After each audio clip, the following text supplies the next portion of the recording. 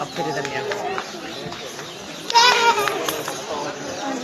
राधे राधे, मैं मिथुन यादव हूँ, वृंदावन में रहता हूँ। मैं यूट्यूब ब्रोकर हूँ और मेरा अच्छा काम आता है। तो आज मकर संक्रांति है तो मैं हांडीवन आया हूँ और जो आपको फर्स्ट चीज़ दिखाई थी वो मंदिर था जिसमें कान्हा और कृष्ण का ब्याह हुआ था और जो कुआं था उसमें समझने पूरे भगवान ने परिक्रमा लगाई। तो मेरा नाम मिथुन यादव है। आइए वृंदावन में और घूमिए और बोलो वृंदावन बिहारी लाल की जय।